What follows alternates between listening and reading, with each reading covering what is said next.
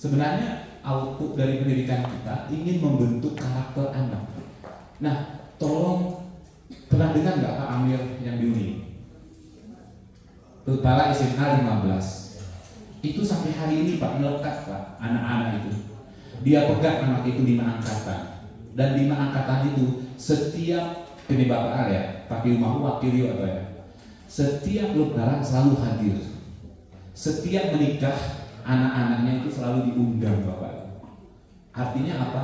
Well, isi ketukinnya spiritual question dan emotional question. Pak Amir itu all out dia waktu jadi kepala. Sampai Kadis Pendidikan Provinsi mengatakan begini, hey Anda kepala sekolah, kalau ingin melihat sekolah bagus itu ke-15 pakai ngomong senang. Jadi kepala dinas. Aku pakai rumah cerita dia, ikan menu itu tentang SMA 5. Dan dia nggak pernah curhat masalah anaknya, Bu. Beda kira orang SMA 8 ini curhat dibandingkan orang SMA 15. SMA 15 berpernah curhat, anakku pusing bedah, berpernah. Bahkan cerita lucu-lucu, anak lucu. Ibu lihat kamu lebaran boncengan sama cowok. Siapa itu? Ya Allah, ibu itu yang pertama lah aku boncengan sama cowok. Lucu nggak, Bu? Kok langsung kena ya, Bu? Berarti kamu memang tidak boleh, belum saatnya. Kalimat guru dan kalimat. Itu lucu-lucu itu. Karena mereka sangat ketat terhadap regulasi dan 3 kali dikasih SP. Ketika itu tidak ngepek, keluar Anda. Pak Amir kemudian berpikir, apa urusan Anda ada di sekolah ini dengan kesejahteraan kami? Ada nggak korelasi positifnya? Sertifikasi masuk barang Tuhan, gaji masuk barang Tuhan walaupun sudah ke Bang Aceh. Bapak bocor banget sih. Tapi masuk barang Tuhan. Jadi apa hubungannya dengan anak ini? Yang nakal ini, yang pusing kita pikirkan, habis energi kita gitu kan? Untuk memikirkan itu. Akhirnya Pak Amir begitu, 3 SP memang. Sekali dipanggil, 2 kali dipanggil. Oke. Baik, next. Kita coba lihat yuk. Nanti kita buka ruang diskusi.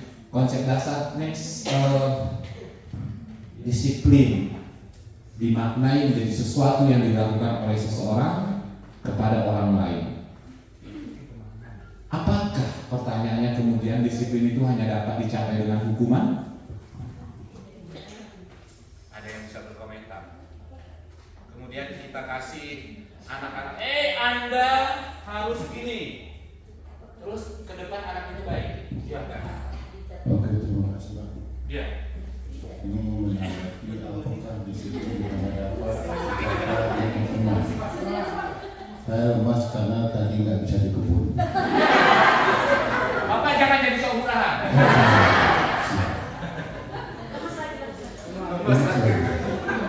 Ya, jadi ada 2 faktor dalam meningkatkan disiplin, yaitu reward and punishment. Reward bisa meningkatkan disiplin, dan punishment itu bisa meningkatkan disiplin.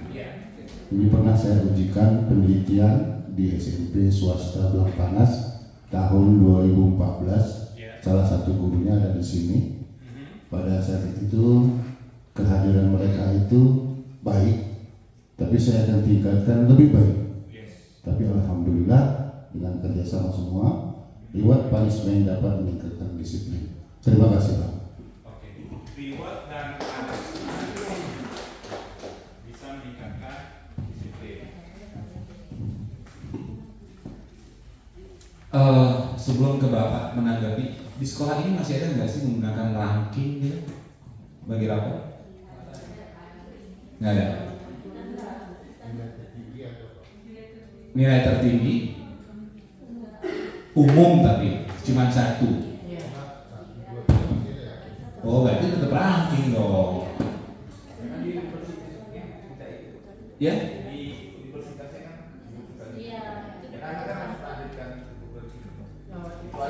Iya, ketika itu pengiriman ya Pak. Oh, pengiriman. Banyak juga nggak apa-apa Bu. Saya kan lebih banyak istirahatnya.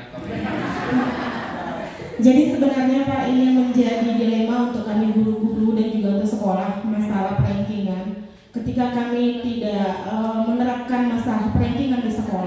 itu akan menjadi dilema dan untuk sekolah sendiri terutama untuk akreditasi.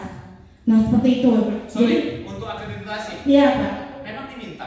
Kan itu nanti ada Pak, misalnya ke sekolah ini sekolahnya dilihat, apalagi sekarang tidak menggunakan KKM. Sementara sekolah yang atas dan misalnya kami di SMP, SMA kan dilihat profil sekolahnya ini bagus apa enggaknya. Akreditasi sekolah? Iya, akreditasi maksud sekolah. saya, sorry, apa kemudian hubungannya dengan perantingan di kelas? Kalau misalnya ini terkait perantingan di kelas itu kan berarti dia hubungannya dengan KKM Pak. KKM tertinggi pasti yang siswa yang banyak KKM-nya tuntas tinggi itu pasti ranking 1. Nah seperti itu. Kalau tidak kita terapkan ranking 1 atau kita tidak melihat KKM, nanti akan berefek ke sekolah lanjutan dan juga ke universitas yang dikatakan Bapak itu tadi. Jadi itu juga dilema untuk sekolah. Sementara ini gimana kita tidak ada KKM, apalagi kurikulum merdeka. Kan itu tidak tidak disarankan untuk dirujuk ke KKM. Jadi itu nanti akan jadi ini sekolahnya tidak ada passing grade-nya seperti itu Pak. Tidak ada, ini berarti sekolahnya tidak berkualitas. Jadi kan dilihat dulu sekolah dari mana, lulusan dari mana. Kalau kita tidak terapkan itu akan berpengaruh ke sekolah juga. Jadi dilema untuk guru-guru antara menerapkan rankingan KKM atau tidak, seperti itu Pak. Wow. I am very confused about that. Oh iya ibu dari mana? Kita kenalan yuk. Baik, perkenalkan saya Amalia Pak, dari SMP Negeri Buawi Besar. Nah, sebentar. Iya Pak. 1 di pinggir jalan dekat mancing. 2 Jalan Bandara. Buawi Besar Pak. Jalan Bandara Lembele Pak. Oh dekat SD 1 Bandiraya. Iya, baik Pak. Jadi sejak penerapan kurikulum merdeka ini dari mulai tahun kemarin kami sudah tidak menerapkan ranking lagi secara akademik. Melainkan kami ambil penghargaan buat siswa itu merujuk pada profil pelajar Pancasila dari 5 dimensi itu Pak. Nah, jadi memang tidak ada efek apapun. Karena kami berprinsip bahwasannya setiap anak itu unik, punya keberagaman, kemampuan yang berbeda-beda. Bisa jadi satu anak secara akademik lemah, tapi dia bakatnya di luar akademik itu luar biasa. Maka kami memberi penghargaan dari tahun kemarin itu Pak, merujuk pada dimensi profil pelajar Pancasila. Nah, jadi itu saja Pak. Baik, terima kasih Ibu SMP 2 Wibesar. Baik, saya ingin memberikan sedikit gambaran ke saya. Saya adalah alumni SMA Negeri 1 Kakimon tahun 95. Dan saya waktu itu masuk ke kelas inti. Kelas inti di situ adalah A1. Dikumpulkan dari Bener Meriah Aceh Tengah, waktu itu masih 1 kabupaten kan? A1. Apa yang terjadi setelah saya hijrah ke Jogja? Saya ngambil ilmu sosial, ilmu politik. Apa kemudian relevansinya? Gak ada, nol. Nah maka kemudian kalau ayah, ibu-ibu, bapak-bapak sekolah ingin memberikan penghargaan katakanlah seperti yang dikatakan oleh bapak tadi, berikan saja mereka juara kebersihan, juara olahraga, juara kesenian. Dari 20 anak kita, we got ani budi. Dan dia nggak pernah open ketika kita kasih materi matematika. Biarkan saja, nggak fokus. Nah, tugas kita apa? Menenangkan dia untuk tidak mengganggu kawannya yang fokus. Selesai. Berarti kan nanti ada KKM. Kalau misalnya kita mau pegang KKM, dia KKM matematikanya 60, kawannya 95, udah selesai. Tapi ketika kita balik ke materi kesenian, rupanya dia 95, nipongnya 60. Deal kan? Fair kan? Allah menciptakan manusia yang berbeda-beda. Nah nanti Bapak Ibu, anak itu akan terkategorisasi, terspesialisasi di perguruan tinggi. Di situ ada prodi.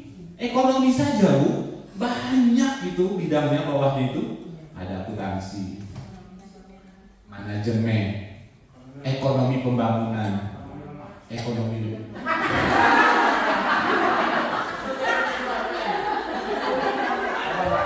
Saya memang Pak dari dari 100 fasilitator BGP memang saya yang paling sabar.